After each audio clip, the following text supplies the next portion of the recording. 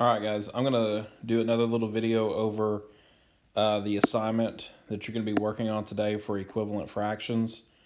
And so, again, kind of like what I did yesterday, I'll come in and just pretend like I am a student and go through a couple of just hints and things that you need to be aware of for tomorrow.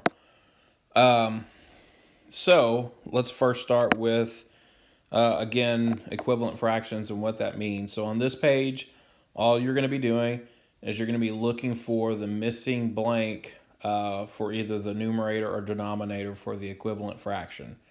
So probably the easiest way to do this, again, is to look for a connection between the numerators or the denominators. So again, I will look at one of these for an example here.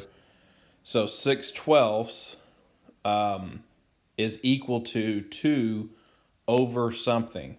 And so I'm thinking about the relationship between the 6 and the 2. How is it getting from 6 to 2? So in my mind, I'm thinking, okay, from 6 to 2, it's getting smaller. So they're probably dividing. And so I'm going to put a division symbol there. And I'm going to think, well, what did they divide by? Well, to get from 6 to 2, that would be divided by 3. So if it's 3 on the top, it's going to be 3 on the bottom. And then I can now go find that missing blank. Well, 6 divided by 3 is 2. 12 divided by 3 would be 4. And so 2/4 would be equivalent to 6/12, which that one should be pretty easy because, again, you're thinking about a half there. All right, so that's the first page. Second page, pretty much the exact same thing. That's just more practice. And again, just like anything else that you're going to be doing for me, practice makes perfect. So I'll pick out one of these. And again, if you're watching this video and you're paying attention, you're getting some freebies. So I'll pick out number 9 here at the bottom.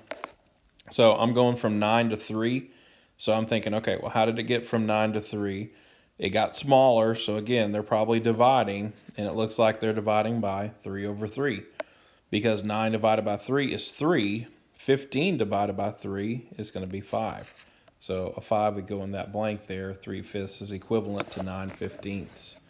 So that's not too bad. All right, the third page. Third page is a little bit different, but this might help you out. This is something that, again, you should maybe make that connection if you're more of a visual learner and you do better at seeing pictures. So this would be good. This is going to be finding equivalent fractions using fraction strips or fraction bars. And so what you're going to do here is you're going to go find whatever fraction that they're referring to. And I'll pick out, let's just do number 1. So the fraction for number 1 is 2/8. And so what I'm going to do is I'm going to go find 2/8 and I'm going to mark it right there. Well, what I can do is I can think, if that's 2/8, if I take that line and I go straight up, then I also hit 1/4. So 2/8 is equivalent to 1/4. Or if I took that line straight down, I also hit 3/12, and it's all on the same line. And so if I were to shade 3/12, and then if I were to shade the 2/8 that they gave me, and then if I were to shade the 1/4, they're really all the same. They're all equivalent. And so my answer over here on the side could be, well, 2/8 is equivalent to 1/4, which is also equivalent to 3/12. All three of those fractions are the same. Now, if I kept going, here's what to look for as far as a wrong answer. If I kept going up, as you could tell there, it kind of cuts through the 1/3, not on a line. And so it has to be on a line if it's going to be equivalent.